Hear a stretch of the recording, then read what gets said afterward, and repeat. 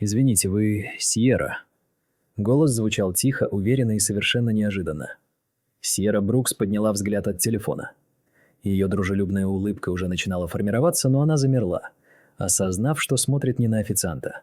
Перед ней стояли 3 одинаковые маленькие девочки, не старше 5 лет, словно сошедшие со страниц волшебной сказки. Их светлые кудри мягко не спадали, одинаковые красные свитеры придавали им трогательную юниформити, а большие глаза полнились надеждой. «Мы здесь из-за нашего папы», — объявила вторая девочка, словно это само по себе все объясняло. «Он очень сожалеет, что опаздывает. У него была срочная работа, поэтому он еще не пришел». Сьерра моргнула один раз, потом другой. Свидания вслепую не должны были быть такими.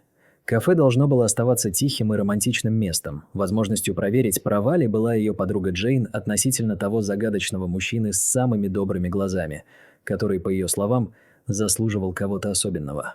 Но Джейн никогда не упоминала о детях, и уж certainly не о тройняшках. То, чего Сьерра не могла предвидеть, и чего никто не мог предугадать, заключалось в том, что эти 3 маленькие девочки собирались переписать правила любви, сделав их смелыми и в то же время почти невозможными. Сьерра медленно опустила телефон.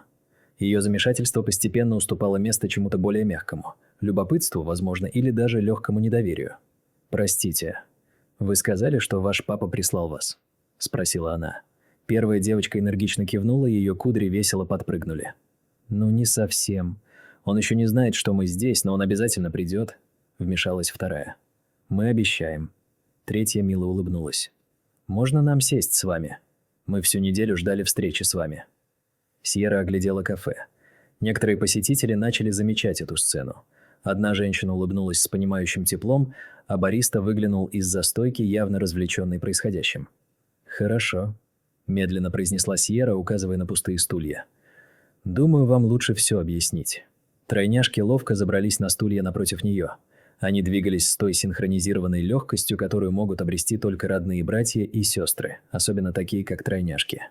«Я Ария», – сказала она, протягивая маленькую ручку, словно опытная деловая женщина. «Это Нова, а это Луна. Нам 5 лет», – с гордостью добавила Нова. «И мы очень хорошо умеем хранить секреты», – прошептала Луна с видом настоящей соучастницы. «Кроме того, папа скоро узнает». Сьерра не смогла удержаться и рассмеялась. Это был genuine, удивленный смех, который развеял ее замешательство. «Хорошо, барышни, начните сначала. Как вы узнали, что я буду здесь?» Ария наклонилась вперед. Ее выражение лица стало серьезным. «Мы слышали, как папа разговаривал по телефону с тетей Джейн.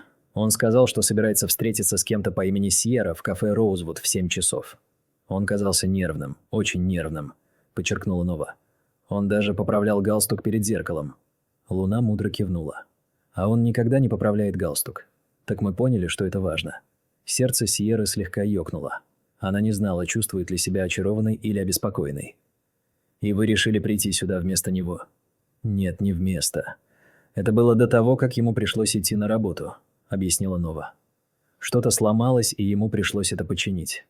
Но мы не хотели, чтобы вы подумали, что он забыл о вас, потому что это не так. Он был так взволнован сегодня утром», – настаивала Нова. «Он даже жёг блины, потому что не обращал внимания». «Он всегда жжет блины, естественно», – добавила Луна. «Но сегодня было хуже». Сьерра поднесла руку к рту, пытаясь не рассмеяться снова. Эти дети были очаровательны так, как она и не ожидала. Честные, серьезные и явно обожаемые. «Значит, вы убедили няню привести вас сюда?» Тройняшки обменялись взглядами. «Мы ее не убеждали», – осторожно сказала Ария. «Возможно, мы сказали ей, что папа сказал, что все в порядке». «Что он и сделает», – быстро добавила Нова. «Как только узнает, что это сработало». «Как только что сработало?» – спросила Сьерра, хотя уже начинала понимать. Луна улыбнулась улыбкой, полной озорства и надежды, показывая маленькую щель между зубами. «Наш план – убедиться, что папа не откажется быть счастливым». Сьерра откинулась на спинку стула, наблюдая за 3 маленькими личиками перед собой. Они смотрели на нее с той интенсивностью, которая была и забавной, и трогательной, словно ждали ее вердикта о чем-то гораздо более важном, чем простое первое свидание.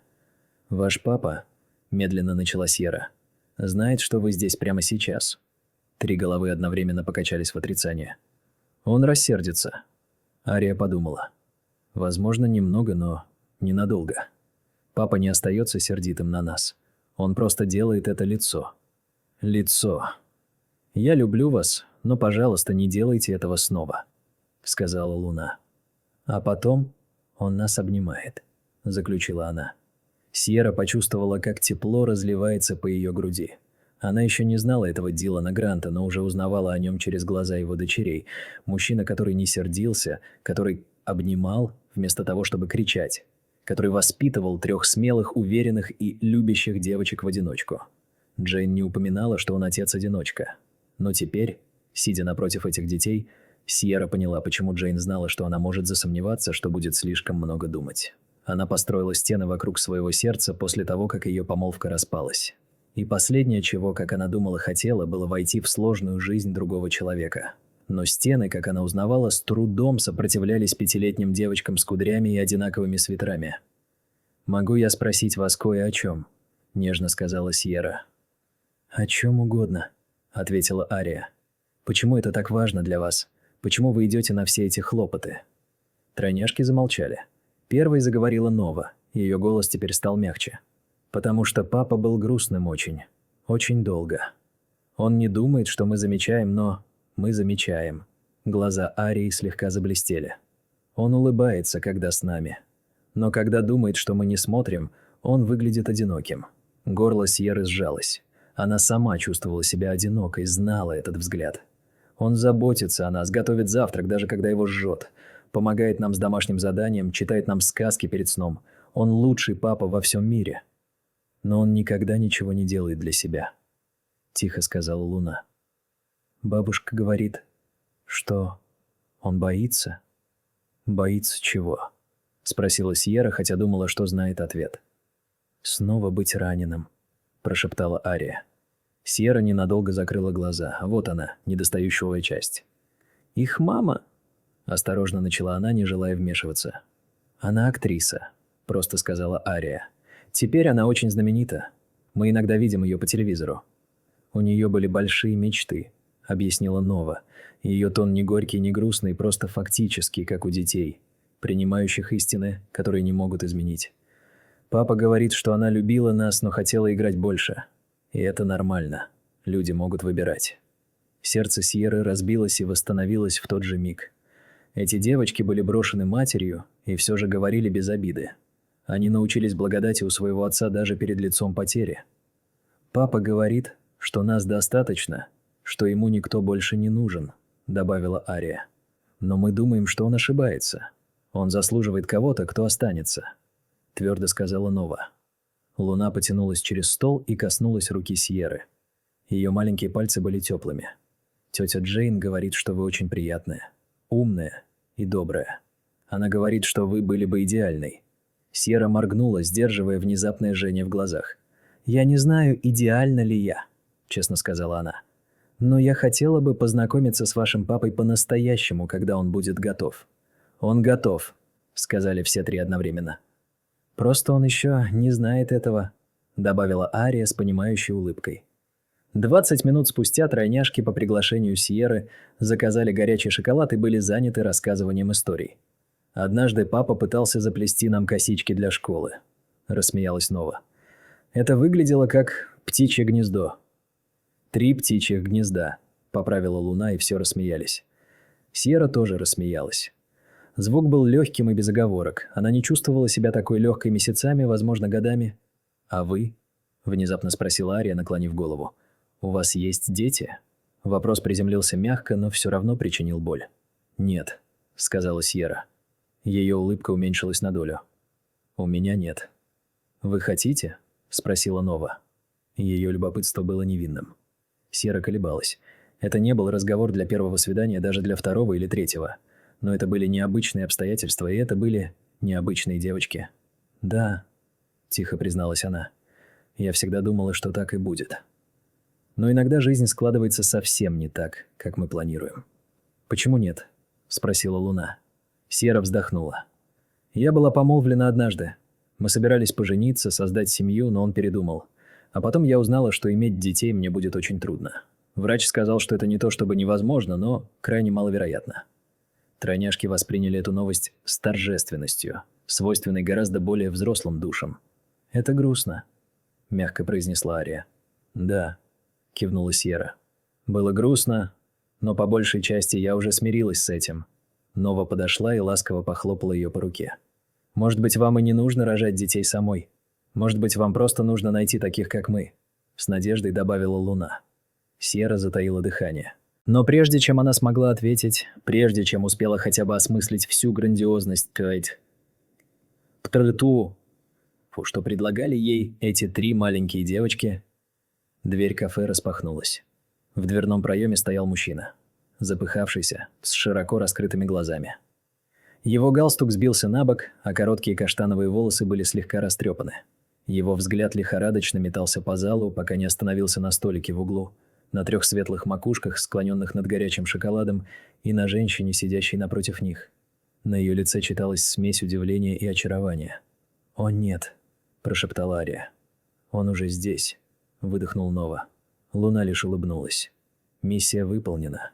За свои 33 года Дилан Грант испытал множество видов паники. Панику от звука одновременного плача 3 новорожденных. Панику от осознания того, что его жена вышла за дверь и больше не вернется. Панику от рабочего дедлайна, больного ребенка или потерянной туфли за 5 минут до выхода в школу. Но то, что он чувствовал сейчас, было совершенно новым уровнем ужаса. Он находился в эпицентре корпоративного кризиса. Сбой сервера грозил стереть данные за целую неделю, когда его телефон ожил. Он зажужжал раз, другой, и вот уже 7-й. Сообщения от няни становились все более отчаянными. «Мистер Грант, девочки настаивают, чтобы я отвезла их куда-то. Они говорят, что вы одобрили. Мистер Грант, мы в кафе «Роузвуд». Думаю, вам следует приехать». Сердце ухнуло куда-то вниз. Кафе «Роузвуд» – место, где он должен был встретиться со Сьеррой. Свидание, которое он уже пропустил из-за работы. Он выбежал из офиса, игнорируя протесты ассистента, и гнал машину быстрее, чем следовало. И теперь он стоял здесь, в дверном проеме, глядя на самую унизительную и одновременно необъяснимо прекрасную сцену, которую когда-либо видел. Его дочери, его 3 озорные, блестящие и невыносимые дочери, сидели с женщиной, на которую он должен был произвести впечатление. И выглядели они так, словно всегда здесь и были. А Сьерра, потому что это, несомненно, была она, хотя он видел только фотографию, улыбалась. Невежливой, натянутой улыбкой человека, попавшего в неловкую ситуацию, а настоящей, теплой, искренней и слегка удивленной улыбкой. «Привет, папочка!» – крикнула Луна, помахав рукой. Все посетители кафе обернулись, чтобы посмотреть на него. Дилан заставил свои ноги двигаться, пересекая зал, словно в замедленной съемке. Приблизившись к столику, он не знал, что сделать сначала. Извиниться или провалиться сквозь землю от стыда. «Мне очень, очень жаль. Я понятия не имел, что они придут сюда. Я был на работе. Случилась чрезвычайная ситуация». Сьерра подняла руку, останавливая поток оправданий. Ее глаза сияли. «Вы, должно быть, тот самый мужчина, который меня бросил». Дилан поморщился. «Это вышло не специально. Клянусь, и я собирался позвонить, но все произошло так быстро». «Папа», – мягко перебила Ария. «Она не сердится, мы все объяснили», – добавила Нова. «И мы ей нравимся», – с гордостью заключила Луна. Дилан посмотрел на Сьерру. На его лице смешались надежда и ужас. «Правда, мне жаль. Я не хотел, чтобы все вышло именно так». Улыбка Сьерры стала мягче. «А как вы хотели, чтобы это вышло?» «Не знаю», – признался Дилан, проводя рукой по волосам. «Менее хаотично. Более нормально». «Нормальность переоценена», – заметила Сьерра. И в ее голосе прозвучало что-то особенное. Оттенок понимания человека, который тоже узнал, что жизнь редко идет по плану. «Кроме того, ваши дочери – отличная компания. Они рассказали мне о вас все». «О, нет», – простонал Дилан. «Не волнуйтесь», – рассмеялась Сьерра. «Почти все хорошее, не считая блинов». Тройняшки прыснули от смеха. Дилан на мгновение закрыл глаза, затем снова открыл их, чтобы обнаружить, что Сьерра все еще улыбается ему. Не с жалостью, не с осуждением, а просто с теплотой.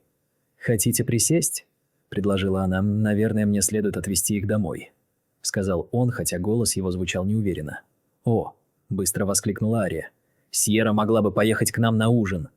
«Так у вас все равно будет свидание», – рассудила Нова. «И мы поможем», – подытожила Луна. «Девочки», – сказал Дилан мягким, но твердым тоном, – «у Сьерры наверняка есть свои планы. Мы не можем просто... Нет, перебила Сьерра. У меня нет планов. То есть... Дилан уставился на нее. Я пришла сюда, чтобы познакомиться с кем-то. Продолжила она, не отводя от него взгляда. И технически я познакомилась с кем-то на самом деле. Так что если приглашение все еще в силе, я бы с удовольствием пришла на ужин. Тройняшки разразились аплодисментами. У Дилана перехватило дыхание. Впервые за 3 года тяжесть, давившая на грудь, показалась не такой уж неподъемной. «Хорошо», – тихо сказал он. «Хорошо, поехали домой». Дом Дилана оказался именно таким, каким его ожидала увидеть Сьерра, и одновременно совсем иным, чем она себе представляла. Он был уютным, но не тесным, обжитым, но не захламленным. Стены были увешаны детскими рисунками, яркие цветы, радуги и человечки-палочки, изображающие семью. На холодильнике висел календарь, пестрящий цветными магнитами и напоминаниями, уроки танцев, стоматолог для Луны, родительские собрания и свидание со Сьеррой. Сьерра покраснела, заметив это. Ее имя, написанное аккуратным почерком Дилана, спряталось среди привычных ритмов его жизни. Он выделил для нее место там, между визитами к врачу и школьными делами, словно она уже была вплетена в ткань его дней. От этой мысли в груди стало тесно и легко одновременно. Это был дом, построенный отцом-одиночкой, который делал все возможное. И это все возможное, как поняла Сьерра, было чем-то выдающимся. «Добро пожаловать в наш замок», – объявила Ария, драматично раскинув руки. «На самом деле это не замок», – уточнила Нова. «Но мы притворяемся. Каждый дом – это замок, если ты любишь людей, которые в нем живут», – мудро заметила Луна. Дилан бросил на Сьерру извиняющийся взгляд. «Они читают много сказок». «Я люблю сказки», – ответила Сьерра. И она говорила совершенно серьезно. Девочки потащили ее на экскурсию, пока Дилан исчез на кухне. Они показали ей свою комнату, 3 кровати, расставленные буквой «П», каждая застелена одеялом своего цвета. Они показали уголок для творчества, сундук с игрушками, книжную полку, переполненную историями и, конечно же, фотографии. «Это мы, когда были младенцами», – Ария указала на рамку в коридоре. «Папа говорит, что мы были очень шумными и очень маленькими». На фотографии молодой Дилан держал 3 крошечных свертка. Выражение его лица представляло собой смесь ужаса и безграничной любви. Были и другие снимки. Дилан и девочки в парке, на пляже, на днях рождения, в костюмах на Хэллоуин. Но один человек заметно отсутствовал в каждой рамке. «Их мама», – осторожно начала Сьерра. «Вы ее помните?» «Не очень, на самом деле», – призналась Ария. «Мы были совсем крошечными, когда она ушла. Папа хранит ее фотографию у себя в комнате. Он говорит, что важно, чтобы мы знали, как она выглядит», – тихо добавила Луна. «Хотя мы с ней не видимся». Сердце Сьерры сжалось от боли за них и за Дилана, которому пришлось в одиночку собирать осколки их жизни. «Он, должно быть, очень любит вас», — сказала Сьерра. «Да, любит», — с уверенностью кивнула Ария. «Поэтому мы хотим, чтобы он был счастлив». «Он счастлив», — настояла Нова. «Но он мог бы быть счастливее с вами», — произнесла Луна, глядя на Сьерру глазами, полными невозможной надежды. Сьерра присела на корточки, чтобы быть с ней на одном уровне. Ее голос был мягким, но честным. «Я не могу ничего обещать, милая. Иногда взрослым нужно время, чтобы во всем разобраться». «Но вы ведь ему нравитесь, правда?» – не унималась Ария. Сьерра подумала о мужчине на кухне, который сейчас отчаянно пытался приготовить ужин на 5. О мужчине, который воспитал 3 невероятных дочерей в одиночку. «Я думаю», – медленно произнесла Сьерра, глядя на мужчину, который все еще хранил фотографию бросившей его женщины только ради того, чтобы дети знали свою мать, «что ваш папа – один из хороших парней». Лица тройняшек мгновенно засияли. «Ужин готов», – позвал Дилан из кухни. Или, по крайней мере, он съедобен. Ужин представлял собой прекрасный хаос.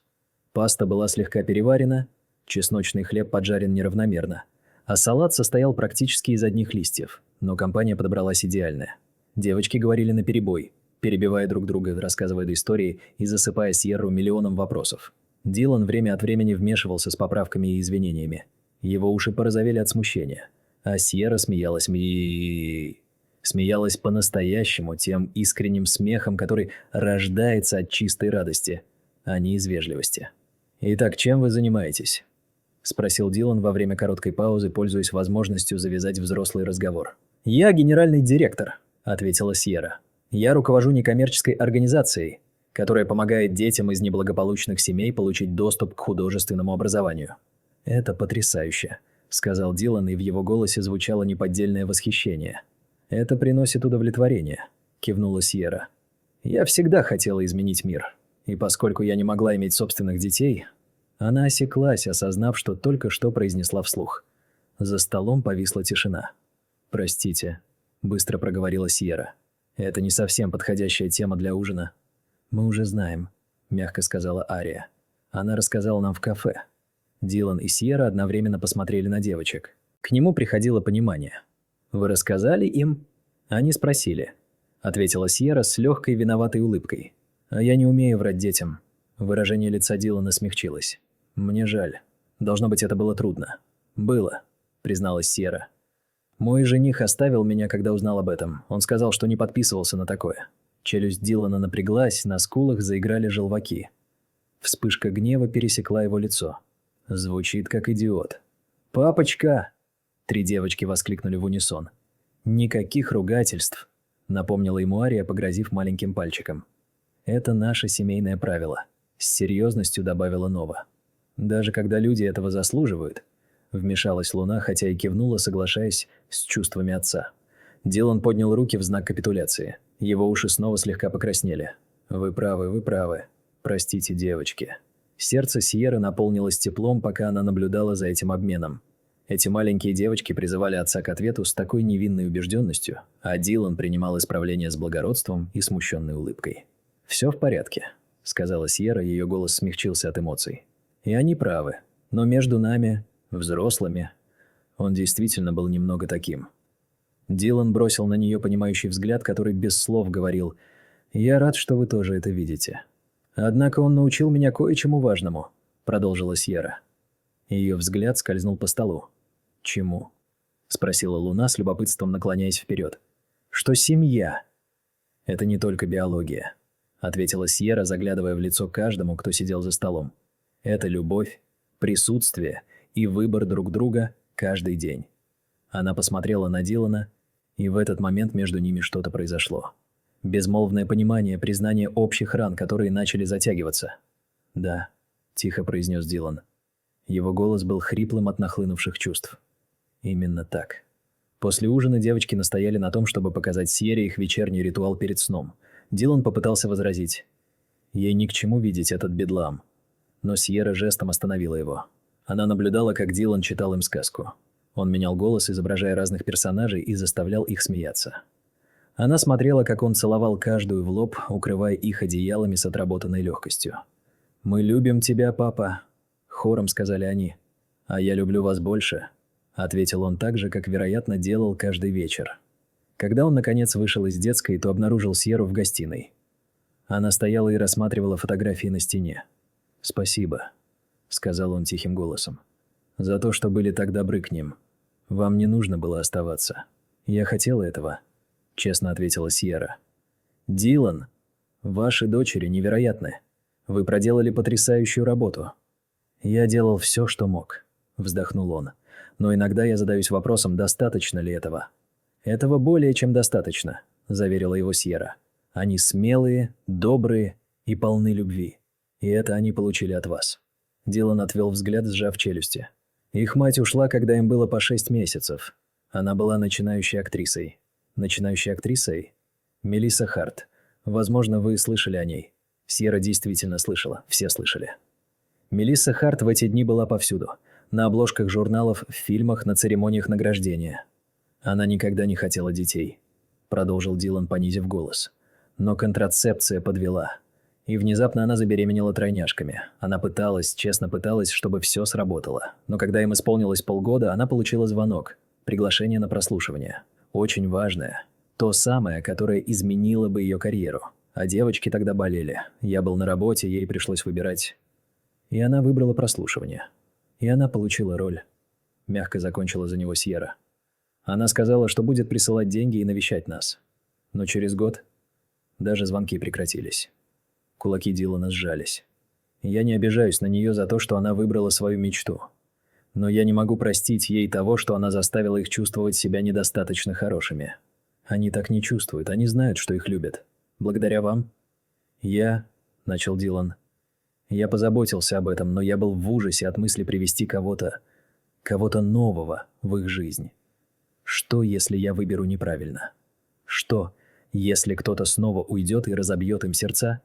«Дилан», — сказала Сьерра, делая шаг к нему, — «я не могу обещать, что не совершу ошибок. Но я могу обещать, что знаю, каково это — быть брошенной. И я никогда не сделаю этого с другим человеком». Он посмотрел ей в глаза. И впервые за весь вечер она увидела тот груз, который он нес. Смесь страха и надежды. «Джейн была права», — сказал он. «Вы особенные». «Вы тоже», — прошептала Сьерра. Они стояли там, два человека, сломленных по-разному, но узнающих друг в друге что-то, что ощущалось как начало исцеления. «Хотите, чтобы мы сделали это снова? Как положено? Настоящее свидание?» «Я бы с удовольствием, но предупреждаю. Я могу настаивать на том, чтобы ваши дочери иногда приходили с нами. Они в некотором роде лучшая часть всего комплекта». Дилан рассмеялся. И это был смех человека, который вспоминает, каково это – чувствовать надежду. Одно свидание превратилось в 2, затем в 5, а потом их стало слишком много, чтобы сосчитать. Сьерра начала появляться на танцевальных концертах, аплодируя громче всех в зале. Она узнала, что Нова обожает научные эксперименты, что Ария одержима книгами о космосе, а Луна коллекционирует гладкие камни, найденные в парке. Дилан начал звонить ей после того, как девочки ложились спать, просто чтобы поговорить. О работе, о страхах, о тех маленьких, обыденных вещах, из которых и состоит жизнь. «Они спрашивали о вас сегодня», — сказал он однажды вечером по телефону. Голос его звучал мягко. «О чем именно они спрашивали? Станете ли вы их новой мамой?» Тишина растянулась между ними. Не неловкая, просто тяжелая от множества возможностей. «И что вы им сказали?» – осторожно спросила Сьерра. «Я сказал им, что так это не работает, что на такие вещи нужно время. Но, честно говоря, я надеюсь, что однажды ответ будет именно таким». Сердце Сьерры сжалось. «Я тоже». К декабрю она проводила в доме Дилана больше времени, чем в своей собственной квартире. Она помогала с домашним заданием, пока он готовил ужин, и читала сказки перед сном, когда он задерживался на работе. Она стала частью их распорядка, и никто из них не заметил, когда именно это произошло. Однажды днем, когда они украшали рождественскую елку, Луна потянула Сьерру за рукав. «Вы можете прийти на наш школьный концерт? Папа всегда приходит один, а мы хотим, чтобы вы тоже были там». Сьерра посмотрела на Дилана, который распутывал гирлянды вместе с Новой и Арией. Он встретился с ней взглядом и улыбнулся, настоящей улыбкой, которая достигала его глаз.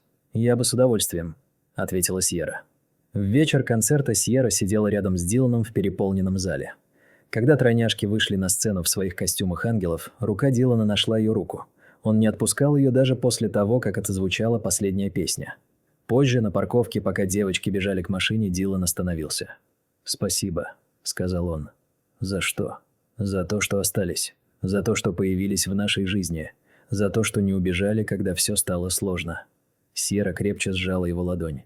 «Дилан, это несложно. Это именно то место, где я хочу быть». И тогда он поцеловал ее, нежно и уверенно, под мягким сиянием рождественских огней, развешанных над входом в школу. А из машины раздались 3 звонких детских голоса, взорвавшихся аплодисментами. Последующие месяцы были наполнены тихими мгновениями, из которых рождалось нечто более сильное, чем просто страсть. Они строили настоящее партнерство. Сьерра узнала, что Дилан пьет исключительно черный кофе и ненавидит утро. Дилан выяснил, что Сьерра безбожно фальшивит, подпевая в машине, и всегда плачет над счастливыми финалами. Их первая ссора случилась, когда Дилан снова отменил свидание из-за работы. Сьерра твердо сказала ему, что он не может вечно задвигать себя на последнее место. В ответ Дилан признался. Он боится остановиться. Боится, что если перестанет двигаться и работать, то снова вспомнит, насколько он одинок. «Ты больше не один», — уверенно произнесла Сьерра. «Позволь мне разделить эту ношу с тобой». И медленно, осторожно, он позволил этому случиться. К весне девочки перестали спрашивать, когда Сьерра приедет в гости. Они начали спрашивать, когда она вернется домой. И вот однажды днем, помогая Луне с домашним заданием по математике, пока Дилан готовил ужин, а Ария и Нова спорили, какой фильм посмотреть, она вдруг все поняла. Она уже была дома. Год спустя та же кофейня выглядела иначе. С потолка свисали мерцающие гирлянды, Над дверными проемами висела омела, а воздух наполнял аромат корицы и хвои. Сьерра вошла, и сердце ее забилось быстрее. Джейн написала ей, чтобы она пришла в Роузвуд к 7, утверждая, что это важно, но напустила таинственности и отказалась сообщать подробности. Но стоило Сьерре толкнуть дверь, как она все поняла. Дилан стоял у их старого столика в строгом костюме. Он нервно перебирал пальцами, а рядом с ним замерли 3 девочки в одинаковых красных платьях. Они держали плакат с надписью «Скажи «да», Сьерра». Ладонь Сьерры взлетела к рту, глаза наполнились слезами. «Сюрприз!» – хором закричали тройняшки. Дилан нервно рассмеялся и сделал шаг вперед. В кофейне воцарилась тишина. Посетители замерли, понимая важность момента. «Сьерра!» – начал Дилан. Его голос звучал твердо, несмотря на бурю эмоций во взгляде. «Год назад я был в ужасе. Я до смерти боялся попробовать снова. Боялся потерпеть неудачу, боялся впустить кого-то, кто мог бы уйти. Но папа не потерпел неудачу», – громко прошептала Ария. «Тссс!» – шикнула на нее Нова. Сьерра рассмеялась сквозь слезы. Дилан опустился на одно колено, доставая из кармана маленькую бархатную коробочку. «Ты приняла не только меня. Ты приняла всех нас. Ты ходила на танцевальные концерты и читала сказки перед сном. Ты поддерживала меня, когда я сомневался в себе. Ты стала тем человеком, который был мне жизненно необходим, хотя я сам этого не знал. И мы любим тебя», — добавила Луна. «Очень сильно. Очень-очень сильно», — подтвердила Нова. Дилан открыл коробочку, демонстрируя простое и элегантное кольцо. «Сьерра Брукс», — произнес он, — «ты выйдешь за меня? Позволишь нам стать твоей семьей?» Кофейня затаила дыхание. Сьерра посмотрела на Дилана, мужчину, который научил ее, что даже разбитое сердце способно любить. Затем взглянула на Арию, Нову и Луну. 3 маленьких девочек, которые ворвались в ее жизнь и не позволили ей спрятаться от мира. «Да», – прошептала она, и затем громче повторила. «Да». Кофейня взорвалась аплодисментами. Дилан поднялся, надел кольцо ей на палец и притянул к себе для поцелуя. Тройняшки тут же окружили их, обнимая за ноги. «Мы поженимся!» – закричала Ария. «Мы станем настоящей семьей!» – взвизгнула Нова. «Я же говорила, что план сработает!» – самодовольно заметила Луна. Снаружи начал падать снег, мягкий и непрерывный, укрывая мир тихим обещанием счастья. Сьерра слегка отстранилась от Дилана, прижавшись лбом к его лбу. «Я не могу иметь своих детей», – мягко напомнила она. «Я знаю», – ответил Дилан, жестом указывая на 3 девочек, которые сияли улыбками. «Но у тебя уже есть эти 3, а у них есть ты». Ария потянула Сьерру за подол платья. «Можно мы теперь будем называть тебя мамой?» У Сьерры перехватило дыхание. Она опустилась на колени, обнимая всех 3. «Если вы этого хотите», – прошептала она. «Мы хотим», – ответили они хором. Итак, Сьерра Брукс, которая думала, что ее история закончилась, поняла, что все только начинается. Потому что любовь, как она узнала, не всегда приходит так, как ожидаешь. Иногда она появляется с опозданием на 3 года, в одинаковых розовых свитерах, принесенная 3 маленькими девочками, достаточно смелыми, чтобы поверить. Их отец с разбитым сердцем заслуживает 2-го шанса. И иногда, если очень повезет, эта любовь остается навсегда.